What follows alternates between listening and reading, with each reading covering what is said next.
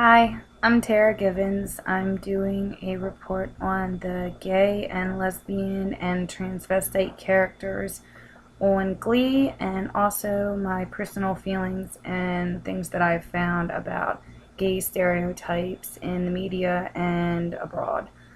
Um, I didn't realize that there were so many gay and lesbian characters in Glee. First one I'm going to speak about is Kurt. Kurt, at first glance, is 100% stereotypical gay teen. He's driven by fashion and Broadway and brand names. He is confident in himself and his talent. His self-esteem came from his father, who happens to be a man's man, but accepted him with no judgments whatsoever. When Kurt came out, he even had the safe sex talk with him when Kurt seemed to struggle with the idea of having sex. Kurt was also heavily bullied at school by a jock who turned out to be gay himself. And that's it for Kurt. Blaine is Kurt's boyfriend. He dresses like a school teacher mixed with a clown, in my opinion. He is not as ambitious as Kurt at all.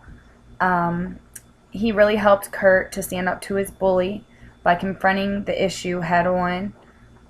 He is very respectful of Kurt's boundaries together, and they break the stereotype of how gays seem to just have sex with anyone and be promiscuous. They're a monogamous couple.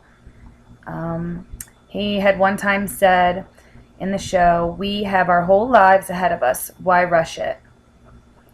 And next we will do Santana. Santana is a Latin girl who enjoys very greatly making fun of other people.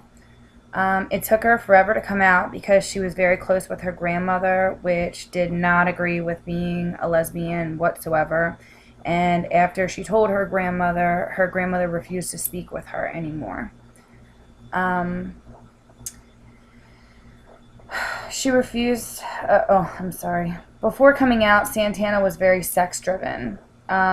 She basically wanted to be with everybody, and then she would turn to her best friend, Brittany, which is now her girlfriend in the show. Brittany. She is not a lesbian. She's not straight. She's not bi. She doesn't really know what to call herself. She loves who she loves. She terms herself as omnisexual. It was Brittany who tried to convince Santana to come out to everyone. Wade, who happens to be my favorite. He's the newest member, coincidentally. He's also the first drag queen on the show. His story isn't clear yet, but he did go to Kurt when looking for advice on how to be comfortable and dress like a woman, which is how he feels most comfortable, but he was embarrassed to do it in front of other people. I find all of the Glee characters to be relatable in some way and not very stereotypical. Each has their own story to tell and hardships to overcome, which would be similar to other stories and ultimately help many people of all different ages be comfortable in their own skin. Santana's character may help someone who is struggling with telling someone that they were gay. Knowing many gay people, I think that the broad spectrum of gay men and women, even transvestites, could be helped with the show and the problems that they overcome on it. So overall, I don't think it's a bad show at all. Here is my pie chart.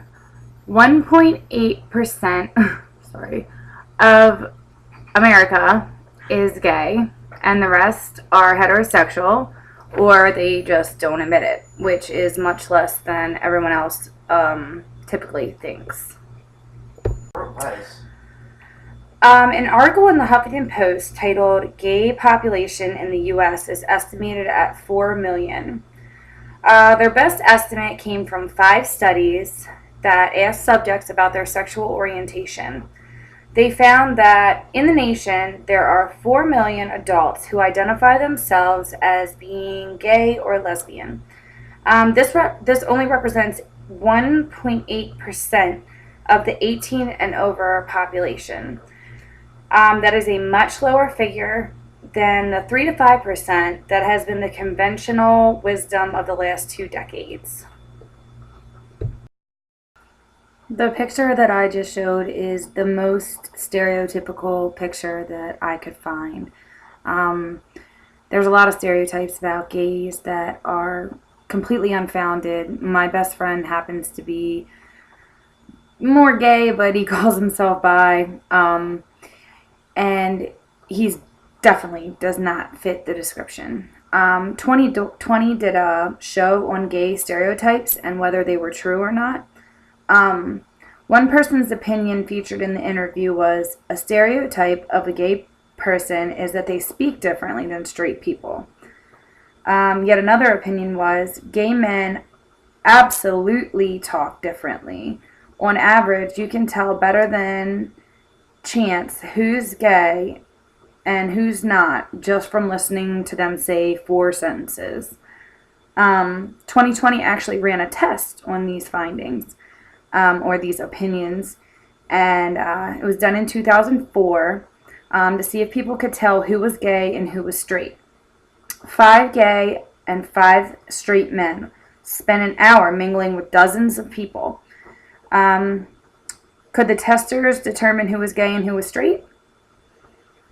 People were accurate 60% of the time, which is better than chance, but there were plenty of wrong guesses too, showing that stereotypes can be way off, and the men who most people thought were straight were actually gay.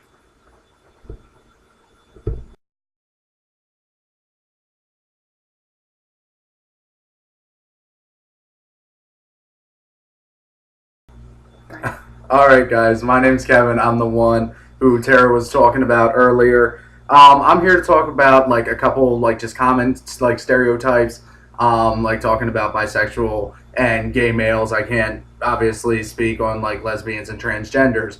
But the one thing is that the gay males are ultra feminine, and this is definitely not true at all. I was raised to fix cars and re-put together cars and play football.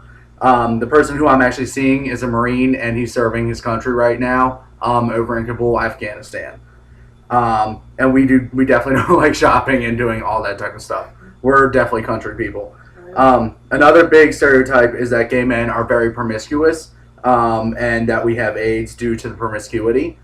When he's home, we work on our project Ford F-150, and we ride dirt bikes and four-wheelers and fish, and that's basically what we do. Not everyone lives up to the stereotypes that America's created for us.